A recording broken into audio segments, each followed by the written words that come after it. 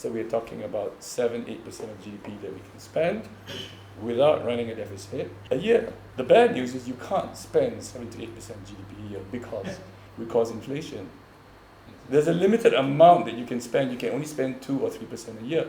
So now we have actually more resources than we can spend in any year. So while other people are in a debt trap, we are in a credit trap. But the good news of the flip side of that is that if you formulate a coherent strategy for building your institutions of education, of social security, of infrastructure, of healthcare, you can build in the next 10 to 20 years a society that is sustainably funded and like no other.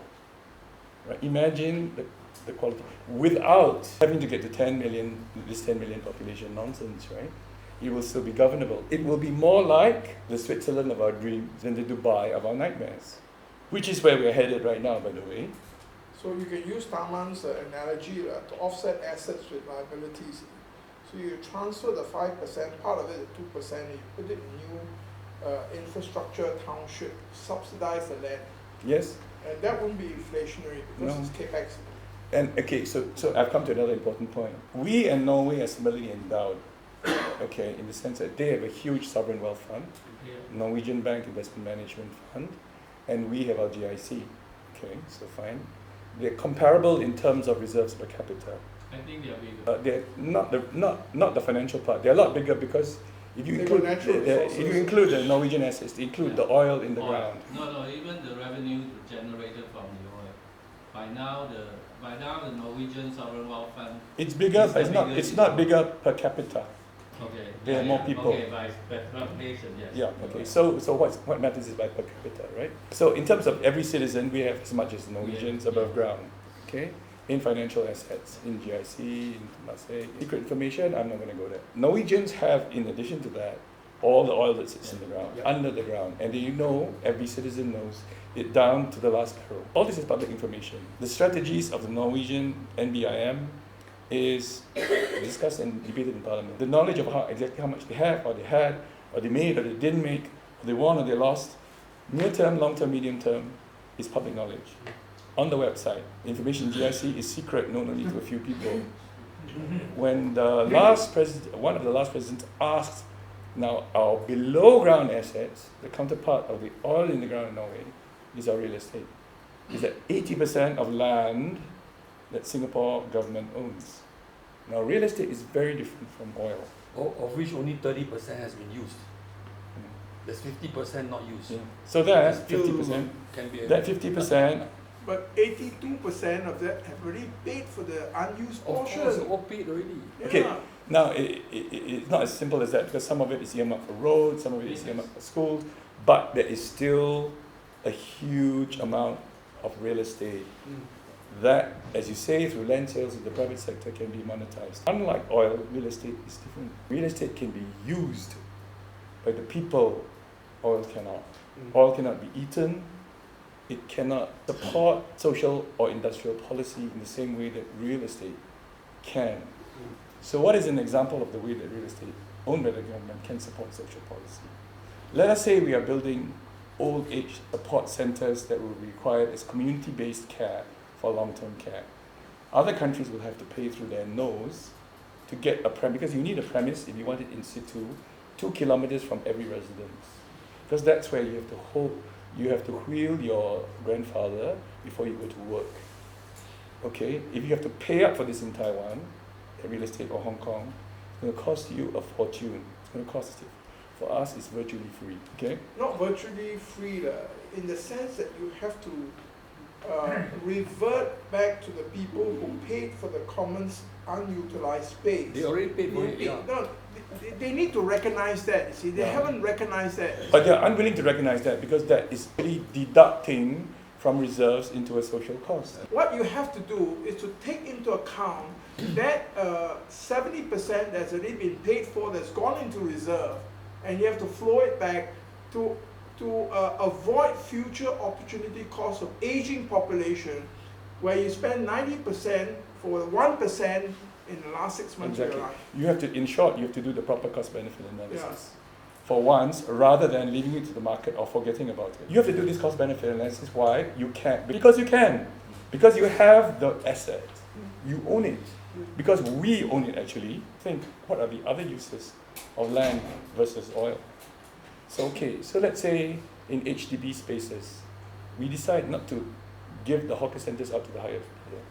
We decide that certain amount of subsidy, implicit subsidy, can be used to keep our artisanal food, to keep the Malay food in representation in every single coffee shop. Otherwise, they're all gone. That is a social benefit we calculate against the cost, and that can be used correctly in many other land use situations. So think about, for example, private companies that have social benefits, such as mom and pop shops, such as local restaurants, where community people, or communities, for example, in Japan, are built. For generations, they go to these restaurants, they exchange information, and the social capital of that community revolves around that coffee shop. Is that worth supporting or not? Think about the delinquency center for youth at risk that can be supported in every location. Is that worth it or not? Think about if you did all this cumulatively and in a planned manner.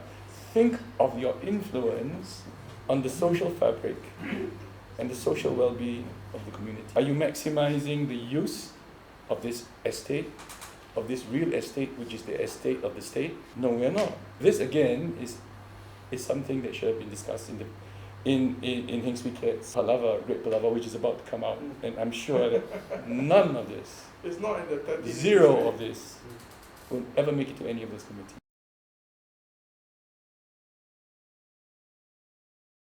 Let me play devil's advocate a little bit here. So in Singapore, we always talk about meritocracy. So let's say we embark on this. What happens? Because a lot of people still believe that Singapore should be a meritocratic society. The second part, I'd like to ask the ruling party or the leaders, and talk about the cultural problem that we have. That a lot of these guys got educated abroad and neoliberalist policies and so on, and they can come back and they're starting to see that maybe some of this is not working and trying to mend around the edges. But you say that we need to go much faster in this way. So what kind of things should Singapore do actually? Yeah, okay, so on the meritocracy problem, meritocracy doesn't mean that you eschew all state intervention, right? I mean, if meritocracy eschewed all state intervention, all subsidy, HDB would not exist, right? If meritocracy meant you don't subsidize one thing or another, DBS would not exist, HGP would not exist, JTC would not exist. All the institutions of modern Singapore that we relied on, that made the first generation miracle a miracle, would not exist. So what you're saying is meritocratic is not meritocracy, it's market. You are saying that rely on the market so that the Malay stallholder who can't pay the highest rent cannot get his stall. That's not meritocracy, that's the market. So meritocracy has been I get you, bro. Yeah. Meritocracy has been equated with the market. That's the neoliberalist thinking. Yeah. You see, but what we have learned since is the market fails. The great financial crisis was an example of such a market failure. And it fails in it doesn't just fail in a small way. It fails in a goddamn spectacular way. The whole of the world economy was nearly flushed down the toilet from the great financial crisis because Alan Greenspan believed financial regulation was unnecessary, the markets could regulate themselves.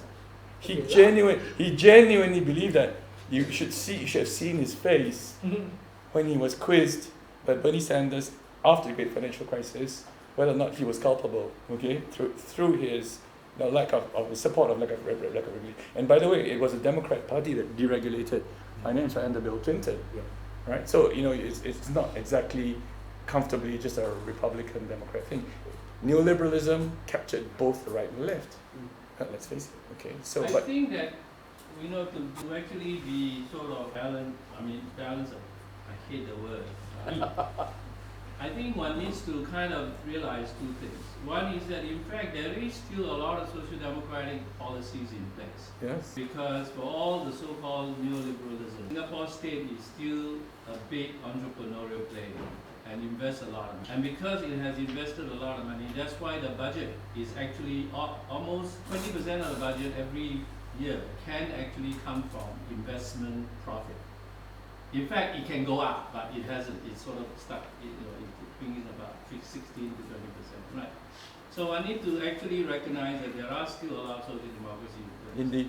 And but the problem is, of course, once you decide to be a capitalist economy, the logic of capitalism you can't escape that, right? So what you're talking about is that the government need to intentionally disrupt the logic of capital. It was easy to do in the 1960s, because we actually had no money anyway. What the hell? I mean, it's all broke, right? But now the problem is that we actually have, fortunately or otherwise, too much investment in global capitalism. Because if we badly behave, we're going to be punished. That's the problem, okay? Because our global reputation now exceeds the little island space. The fact that Daman was the chairman of the most important committee of the IMF, all right, means that even as so-called left-wing or liberal as Daman is, the game still has to be played.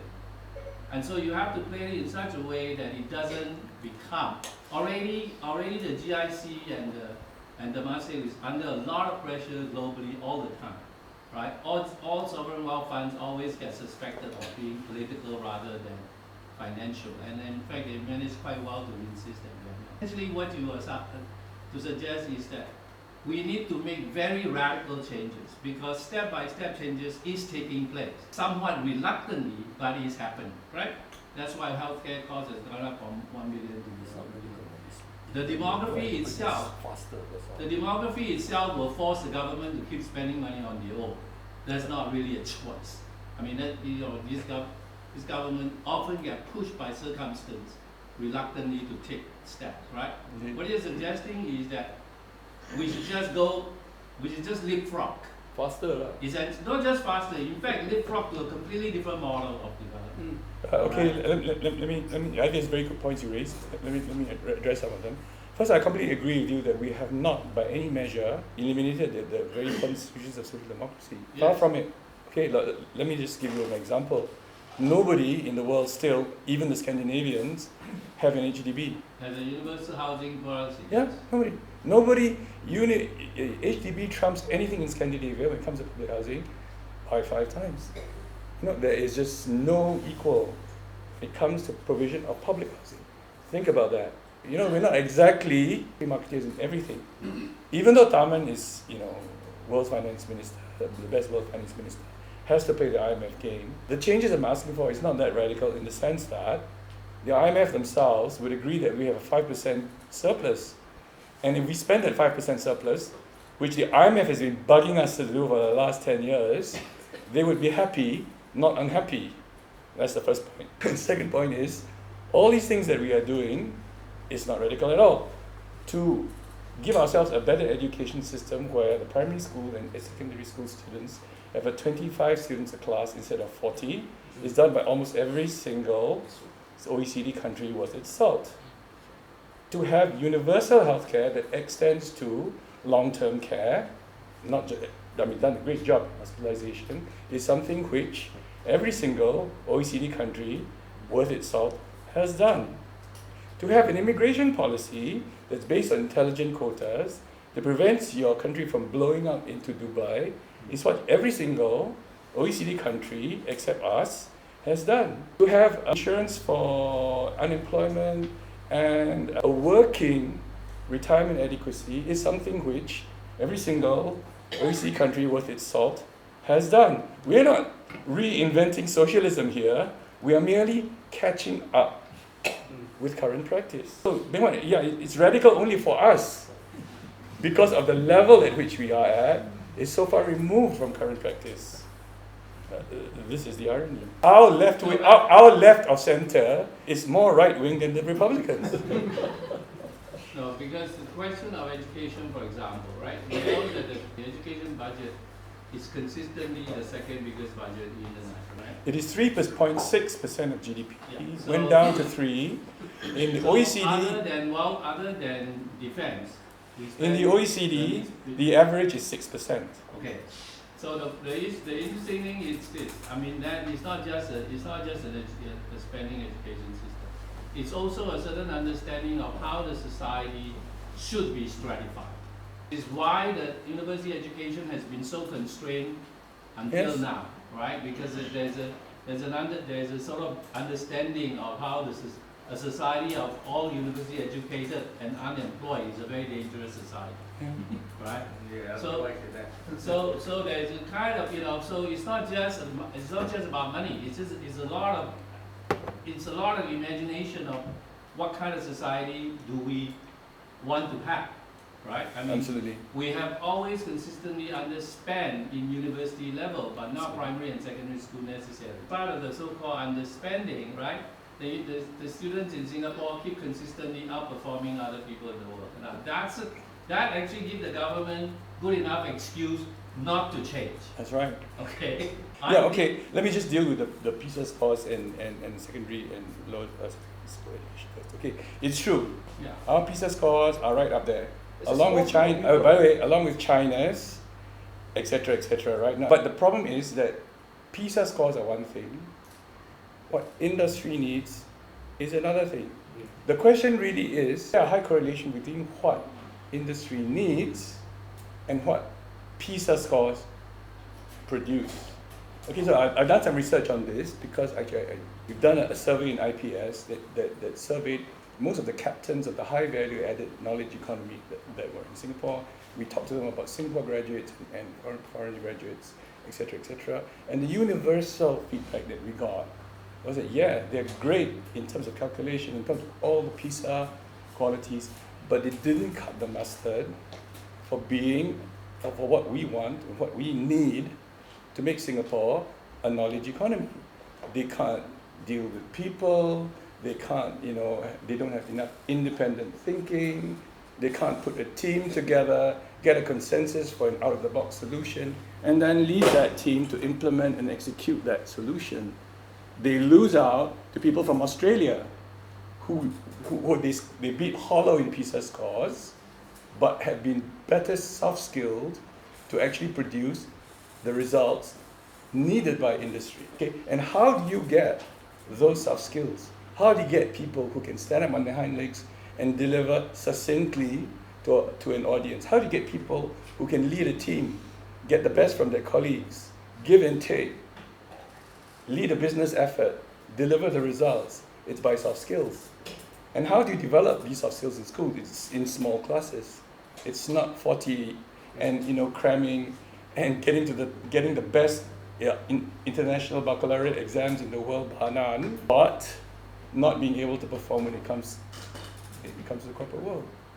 No, in fact, I was talking to a Chinese entrepreneur who is offering classes for what she says is a great demand in China, which is for students who can have presentation skills, critical analysis, and people skills. What you just said. The thing the government in Singapore doesn't do well is change. We do existing systems wonderfully. That is We true. do existing systems beautifully. Nobody does existing systems better than us, and I can tell you that's a fact. But change, we do abysmally. We do it too slowly. Like you say, okay, if we want to get where Benghaut says we should go, that is to say, an education system at the primary school level and the secondary school level turns out those people that can be like the Germany of the future. If you want to get there, we have to start now, and it will only appear in 10 years' time. Yeah. Right? You have to start now, and you have to keep up the effort, this retooling of the education system for the next 10 years. It has to be a planned retooling, right? You can't say, I do it for 2 years, I don't do it in 2 years. It has to be incrementally built over the next 10 years. That requires a vision of change that so far we have not got. Now keep saying, things are not changing. We're not young enough to know what changing is taking place in the young, right? Yes and no, being what? Because we can measure how No, the fast. technology part, for example, how many of you actually live your life dependent on everything in your hand? Before we go there, let me give you a concrete example of change in the education system. All right, if you want to bring the class size down to 20 in 10 years' time, you can only do it in 10 years because you have to produce the teachers year by year of a certain quality. You can't just have any old teachers, and that can only be done with a budget over 10 years. So it has to be planned ahead 10 years. the PermSec of education has to get the approval of the minister has to get the approval of the cabinet, get the funds from Taman, and so far, our PermSecs that have tried to think about going in that direction have been told, oh, well, we don't have enough budget. We don't have enough budget because you have to choose between early childhood education and more teachers, in which case I think we'll take early childhood education because actually it's more urgent. So we've been running them on a rationed budget. And the whole point of it is we need not have run them on a rationed budget. We had 5% of surplus GDP, but it was not the PermSec's fault. They didn't know this. They were just told they had a budget.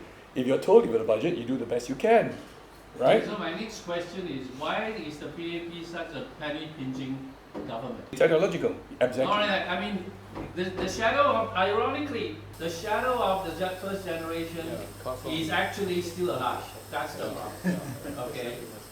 Well, the shadow of one part of Well, it. not just that. I mean, I think they are basically penny bourgeois professionals who are afraid of money.